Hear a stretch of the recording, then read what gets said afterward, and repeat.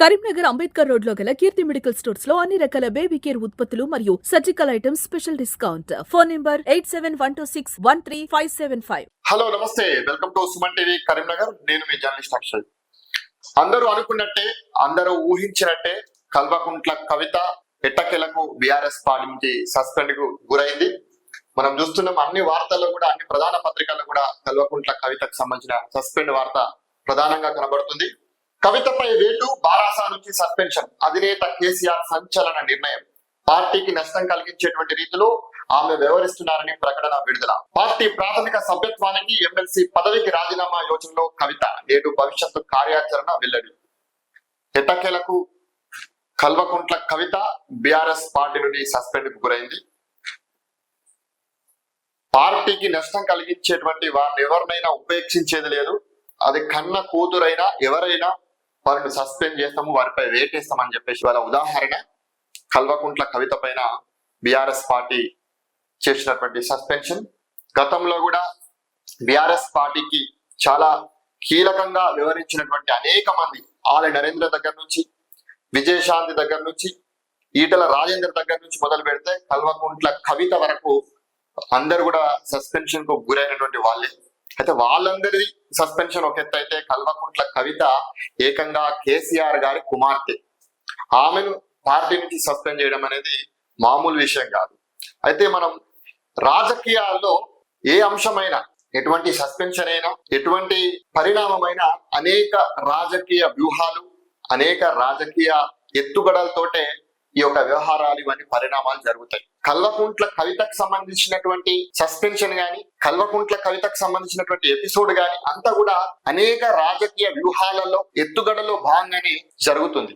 అది మరి కేసీఆర్ వేస్తున్నటువంటి వ్యూహమా, లేకపోతే కాంగ్రెస్ పార్టీ చేస్తున్నటువంటి ఎత్తుగడనా, లేకపోతే బీజేపీ పన్నుతున్నటువంటి పన్నాగమా, లేకపోతే కల్వకుంట్ల కవిత సొంతంగా తీసుకున్నటువంటి నిర్ణయం అనేది అనేక ఈక్వేషన్స్ ఉంటాయి. ఆ ఈక్వేషన్స్ లలో భాగంగానే కల్వకుంట్ల కవితకు సంబంధించినటువంటి ఎపిసోడ్ అయితే కొనసాగుతుంది. చూద్దాం ఒకసారి ఏం జరుగుతుందో.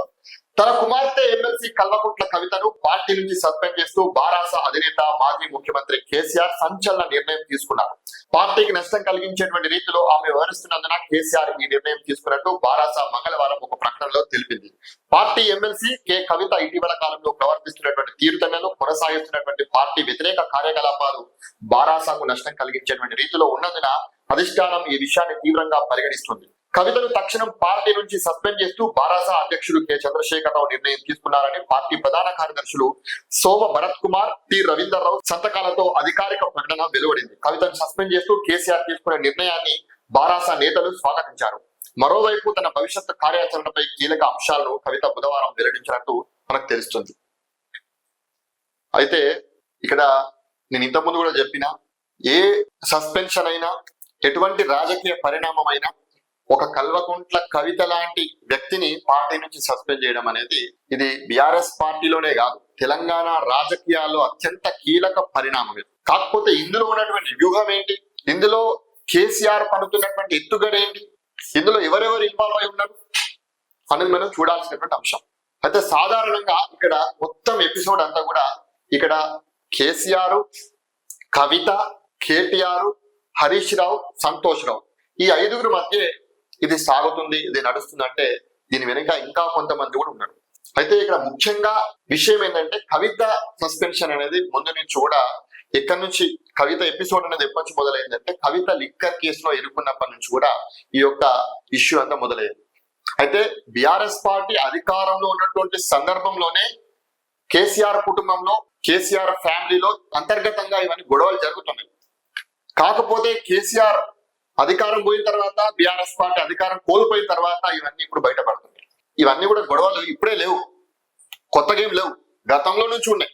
అన్నకు చెల్లకు మధ్య గొడవలు, హరీష్ రావుకు కల్వకుంట్ల కవితకు మధ్య ఉన్నటువంటి గొడవలు, కేటీఆర్ కు హరీష్ రావుకి, ఇట్లా అందరికీ అంతర్గతంగా విభేదాలు ఉన్నటువంటి విషయం గతంలో కూడా అనుకున్నారు. కాకపోతే ఇప్పుడు బట్ట బయలువుతున్నాయి. కాకపోతే ఇప్పుడు జరుగుతున్నటువంటి ఎపిసోడ్ అంతా కూడా ఏంటంటే, ఈ మొత్తం వ్యవహారంలో కేసీఆర్ యొక్క వ్యూహం ఉన్నది. ఎందుకంటే ఇక్కడ కవితకు సంబంధించినటువంటి వ్యవహారం కేసీఆర్ తేల్చుకునే కవితను సస్పెండ్ చేస్తుండ్రు. అయితే ఇక్కడ మొత్తం వ్యవహారం ఏంటంటే, ప్రస్తుత పరిస్థితుల్లో బీఆర్ఎస్ పార్టీ అధికారంలో లేదు. ఒకవైపు కాళేశ్వరం కమిషన్ సిబిఐకి అప్పచెప్పింది రాష్ట్ర ప్రభుత్వం. ఇంకోవైపు ఫోన్ ట్యాపింగ్, ఇంకోవైపు కేటీఆర్ కు ఫార్ములా 1 కేసుకు సంబంధించినటువంటి విచారణ సాగుతుంది. అదేవిధంగా కల్వకుంట్ల కవిత గారు ఏకంగా లిక్కర్ స్కామ్ లో ఇరుక్కొని జైలు కూడా పోయొచ్చారు. అంటే ఈ రకమైనటువంటి అనేక కేసులు అదేవిధంగా విచారణలు ఎదుర్కొంటున్నది బీఆర్ఎస్ పార్టీ. దానికి తోడు అధికారంలో లేదు, దానికి తోడు అంతర్గతంగా కొమ్ములాడాలు. అంటే ఈ రకంగా మొత్తం బీఆర్ఎస్ పార్టీ సంక్షోభంలో ఉన్నది. మరి ఇటువంటి సంక్షోభాల్లో ఏదైనా జరగచ్చు. ఇప్పటికే భారతీయ జనతా పార్టీ ఆపరేషన్ ఆకర్ష్ చేపట్టింది. చాలా మంది బీఆర్ఎస్ నేతల్ని ఇవాళ ఆపరేషన్ ఆకర్ష్ పేరుతోటి వారిని పార్టీలోకి తీసుకునేటువంటి ప్రయత్నం చేస్తుంది. ఒకవైపు బీఆర్ఎస్ పార్టీ నుంచి గెలిచినటువంటి ఎమ్మెల్యేలు 10 మంది ఇప్పటికే కాంగ్రెస్ పార్టీలో చేరడం జరిగింది. వారిపైన న్యాయ పోరాటం చేస్తున్నారు. ఒకవైపు పార్టీ కేడర్ అంతా కూడా అయోమయంలో ఉన్నది. మరి ఇంత పెద్ద సంక్షోభంలో బీఆర్ఎస్ పార్టీ బతికి బట్ట కట్టాలన్నా, బీఆర్ఎస్ పార్టీ మళ్ళీ అధికారంలోకి రావాలన్నా, ఈ కేసుల నుంచి బయటపడాలన్నా, కవిత గారు మళ్ళీ జైలుకు పోకుండా ఉండాలన్నా కేసీఆర్ కు బీజేపీ మాత్రమే శరణ్యం. బీజేపీ తోటి పొత్తు పెట్టుకోవడమే కేసీఆర్ ముందున్నటువంటి ఏకైక ఆలోచన. కాబట్టి అందులో భాగంగానే ఈరోజు కల్వకుంట్ల కవితను పార్టీ నుంచి సస్పెండ్ చేయడం జరిగింది. ఈ బీజేపీ తోటి పొత్తు పెట్టుకోవడానికి ఈ కల్వకుంట్ల కవితను పార్టీ నుంచి తన కుమార్తెను సస్పెండ్ చేయడానికి కారణం ఏంటంటే, ఇక్కడ విషయం ఏంటంటే బీజేపీ బీఆర్ఎస్ తో పొత్తు పెట్టుకోవాలండి. బీజేపీ పెట్టినటువంటి కండిషన్ ఏంటంటే కల్వకుంట్ల కవిత మీ పార్టీలో ఉండకూడదు. దానికంటే ముందు అసలు బీఆర్ఎస్ బీజేపీ తోటి ఎందుకు పొత్తు పెట్టుకుంటుందంటే, ఇప్పటికే నేను చెప్పిన అనేక కేసులు, విచారణలు, అంతర్గత కుమ్ములాటలు, సంక్షోభము, ఆపరేషన్ ఆకర్ష్, ఇవన్నిటికీ తోడు రేపు హరీష్ రావు లాంటి వ్యక్తి పార్టీలో బీఆర్ఎస్ పార్టీలో ఉండాలంటే, బీజేపీలోకి పోకుండా ఉండాలంటే, అంతకంటే ముందే బీఆర్ఎస్ పార్టీ బీజేపీ తోటి పొత్తు పెట్టుకుంటే హరీష్ రావు కూడా బీఆర్ఎస్ పార్టీలో కొనసాగుతుంది. కాబట్టి బీజేపీ తోటి పొత్తు పెట్టుకోవాలని చెప్పేసి బీఆర్ఎస్ పార్టీ అధ్యక్షుడు కేసీఆర్ గారు వ్యూహం పన్నుతున్నారు. ఆల్రెడీ బీజేపీ పెద్దలతోటి మాట్లాడితే వాళ్ళు పెట్టినటువంటి ఏకైక కండిషన్ ఏంటంటే కల్వకుంట్ల కవిత మీ పార్టీలో ఉండద్దు. ఎందుకు కల్వకుంట్ల కవిత మీ పార్టీలో ఉండద్దంటే, కల్వకుంట్ల కవిత లిక్కర్ స్కామ్ లో ఇరుక్కుంది. లిక్కర్ స్కామ్ లో ఆల్రెడీ చాలా మంది జాతీయ స్థాయి నేతలు, అరవింద్ కేజ్రీవాల్ లాంటి నేతలు ఇందులో ఇన్వాల్వ్ అయి ఉన్నారు. రేపు పొద్దున బీఆర్ఎస్ తోటి పొత్తు పెట్టుకుంటే రేపు లిక్కర్ స్కామ్ యొక్క ఏవైతే మరకలు బీజేపీ కూడా అడ్డుకుంటాయి. కాబట్టి వాళ్ళు పెట్టినటువంటి కండిషన్ల భాగంగా కేసీఆర్ గారు కల్వకుంట్ల కవితను, అమ్మ నువ్వు ఇంట్లోనే ఉండు, రాజకీయాలు బంద్ చేసి లేకపోతే అమెరికా కన్నా కొద్ది రోజులు ఆగు, ఒప్పుకోవట్టు, అధికారం వచ్చిన తర్వాత మళ్ళీ వస్తూ అని చెప్పేసి కవితమ్మకు చెప్తే, కవితమ్మ ససేమీరా అనడంతో నన్ను జైల్లో పెట్టినటువంటి బీజేపీ పార్టీతో ఎట్లా పొత్తు పెట్టుకుంటావు, నువ్వు ఉద్యమ నాయకుడివి, నువ్వు పోరాటం చేస్తావు, నువ్వు వాళ్ళతో ఎట్లా పొత్తు పెట్టుకుంటావు అని చెప్పి కల్వకుంట్ల కవిత గారు కేసీఆర్ తోటి వాదించడంతో, ససేమీరా అనడంతో ఈ ఇష్యూ అంతా మొదలైంది. దాంట్లో భాగంగా హరీష్ రావు మీద విమర్శలు, జగదీష్ రెడ్డి మీద విమర్శలు, కేటీఆర్ మీద పరోక్షంగా విమర్శలు. సో ఈ ఇష్యూ అంతా కూడా ఇట్లా నడుస్తుంది. మరి కేసీఆర్ మరి కవిత కావాలా, హరీష్ రావు కావాలా అంటే ప్రస్తుత పరిస్థితులలో బీఆర్ఎస్ పార్టీ బతికి బట్టగట్టాలన్నా లేకపోతే మళ్ళీ అధికారంలోకి రావాలన్నా హరీష్ రావే కావాలి.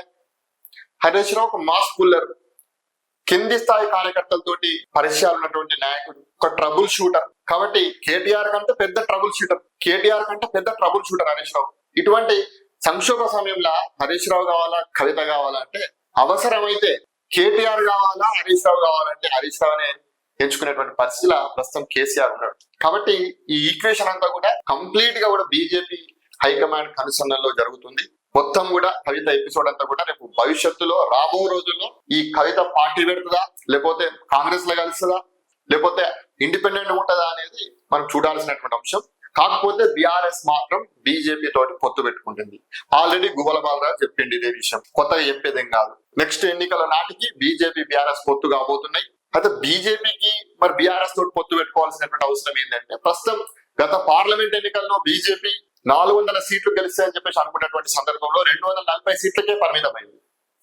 బీజేపీ అక్కడ కేంద్రంలో అధికారం వచ్చిందంటే తెలుగుదేశం, జనసేన, అదేవిధంగా బీహార్ లో నితీష్ కుమార్ కూటమితో జట్టు కట్టడంతో వాళ్ళ సంకీర్ణ ప్రభుత్వం ఏర్పడింది. మరి ఇప్పుడున్నటువంటి పరిస్థితులు రాబోయే పార్లమెంట్ ఎన్నికలకు ఇంకా అధ్వానం ఉండేటువంటి పరిస్థితి ఉన్నది. ఎందుకంటే నరేంద్ర మోడీ యొక్క ప్రభావం కూడా తగ్గుతుంది.